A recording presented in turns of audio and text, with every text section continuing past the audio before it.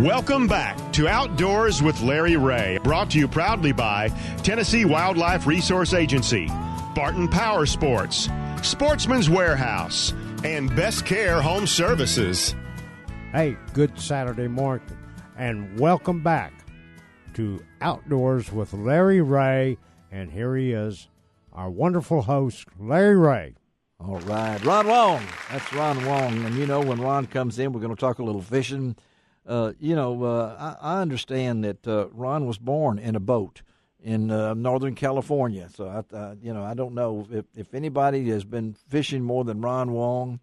And, Ron, we're with you, buddy. Thank you for all you do for this show over the years. And I know you always like to talk to California people because you understand them. And, so if you have any technical questions for our next guest, now's your time to do it because we're really happy to have this young man. I call him young man because he recently won on the BASS circuit and pocket a little change here as we go into the end of the season.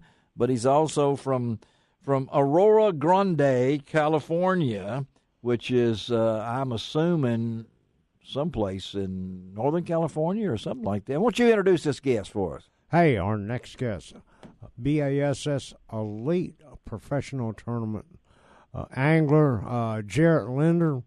And, like Larry was saying, he's fished the BASS Tour. He's from California, learned all of those California styles and taken them all over, and he's been very, very successful.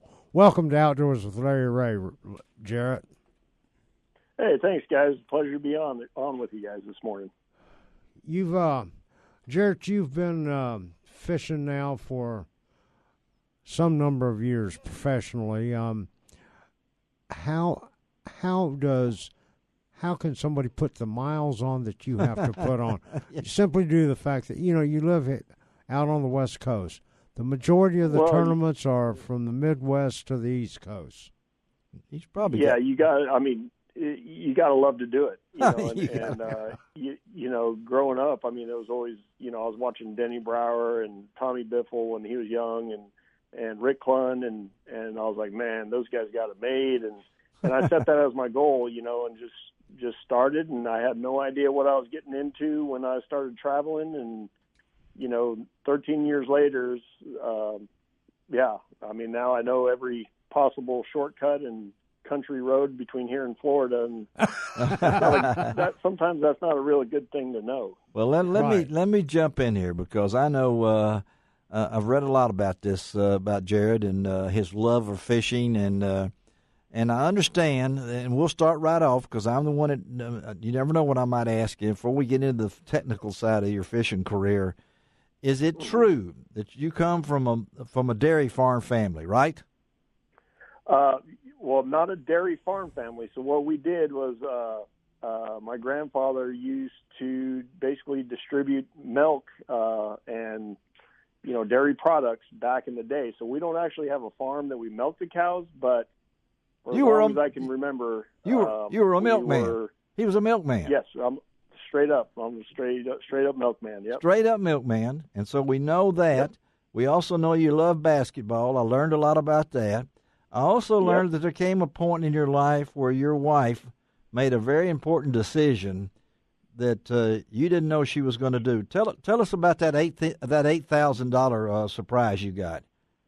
Yeah, well, that was the last year of the Western Opens, the Bassmaster Western Opens out here in California, and I ended up getting Angler of the Year, and I won a tournament, and everything was going along good, and I got an Elite Series, Bassmaster Elite Series invitation, and I kind of sat on it for a while and stressed about it, and ultimately decided that we can't afford it. We had a young kid, at the time, and I came home from delivering milk, and I was kind of in a bad mood, and because the day of the deposit went by, and my wife told me that she went ahead and did it, and then I was mad at her. Wow! So she paid.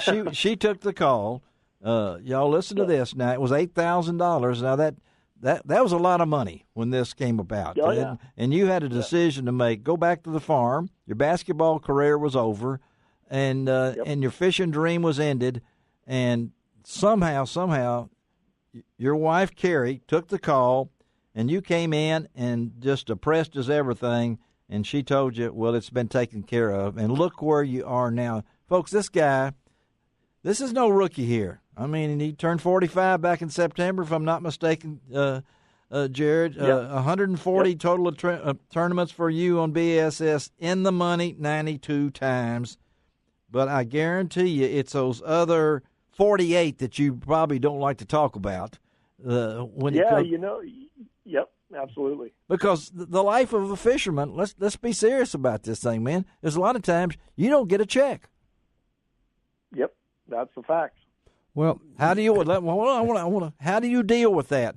Because there's young guys out there thinking about, I want to be a pro just like Jared, and they think all they're going to do is make the money and all like that. So tell them how, from your perspective, and I know it has to be hard not to make a check. So talk about that, the psychological side of that, and then all of a sudden, boom, you win a big tournament like this and things like that. So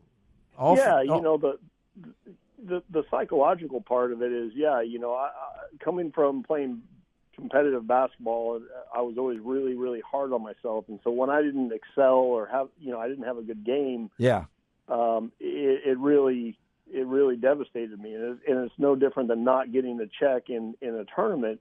That's what you strive for. That's how you pay your bills. And, and you just, the easiest way for me to get over a bad tournament is to get right into another tournament. That's so I try it. to stay as many tournaments as I possibly can because, even though, let's say I just won that Bassmaster Open, well, I'm only as good as that last tournament. So the next tournament, you start fresh, whether it's good or bad or however that may be.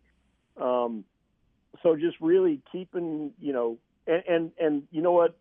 Here's the interesting part about it is, whenever you have a bad tournament, if you really, once the dust settles, you learn more from those bad tournaments that help you be a better fisherman than from when you win. That's right. Yeah, that's right.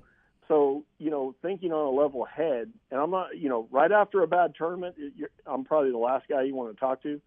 But, 5 or 6, 10 days later, I realize my mistakes I made, the decisions I made, or whatever it may be, then you reflect and you actually grow and learn more about yourself and about, if you're in that same situation, approach it a different way. Or the mistakes, those mistakes turn into, a better outcome the next time.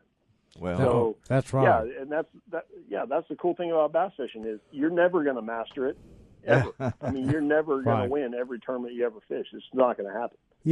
A lot of people in the South, Jarrett, think about professional fishermen from the West Coast are all into just finesse fishing or they're power fishing, flipping. And those are the only two things. But in your case, and I have followed you some, you're a pretty versatile fisherman, aren't you? Yeah, and I think you have to be. If you look at all the anglers that came, that are successful fishing back, in the Midwest or on the FLW tour or the Bassmaster tour, Skeet Reese, Aaron Martins, Ish, several other guys that come from California. Justin Lucas. Yes. Yeah, Justin Lucas, Chris Zaldane. And Chris Zaldane, all these lakes from Northern California all the way down to the San Diego, there's smallmouth bass, there's spotted bass, there's largemouth bass, there's grass, rocks, deep, shallow, rivers, tidal systems. So, I mean, in California, we have such diverse fisheries. To be successful here in California, you better be more than one-dimensional. Otherwise, you're not going to be successful. So, like Justin or Aaron, I feel just as comfortable throwing 6-pound line on a spinning rod to the other extreme of throwing 80-pound braid on a heavy flipping stick, punching mats, and everything in between. So living here, and the other thing about living here in California is we really don't have an off season, so to speak. That's true. That's right. Yeah. So we fish year around. and we get to utilize all the techniques, that are popular today, and even some of the new ones. We fish those year round, all these different places, and I think then you go back east, and let's say you're in Florida where it's all grass and shallow. Well, that's a lot like Clear Lake. So you go, okay, I'm familiar with this kind of stuff. So it's really easy for a guy. I'm not saying it's easy, but no, you have the background and the confidence to fish. Right. Like I said, 6-pound line all the way up to 80, 100-pound braid. I mean, well, I've heard them tell. I've heard people tell that there's no one that's more of a competitor than you. I mean, I pulled up a quote from you, and I want to read it now. I want to win, and that's driving me insane. I'm a big advocate of when it's meant to be, it's meant to be. I want to win for my family, for my sponsors. I've been with forever. It would mean a lot to me. Every win is important. Yep. Is that sum you up? Yeah, absolutely. It does, doesn't it? And any having a good tournament, that's great and everything, but what I got to be careful of, because I got 2 kids still in school. Yes. I got a son that's 17, and I got a little guy that's 11. And my wife gets really kind of frustrated with me because let's say I get third or in a Bassmaster Elite, I'll be like, well, I was only the second loser. And that's a bad attitude. That is a bad attitude, Jared. Come on now. And that's something that I don't want my kids to learn from me. So I've kind of learned to kind of keep my comments to myself as much as I can. That's it. Yeah. But winning to me is everything, and that comes from my basketball background, I think, and my competitiveness through my dad and his brothers. I mean, they used to beat me up so bad playing basketball. And I've read these things, and I know that. And we just got a couple of minutes here and everything else. You are a member of the $1 Million Club, buddy. So let's reflect on all these good things you've done. And I got to ask you. Absolutely. I got to ask you about 2019. So where will you be in 2019?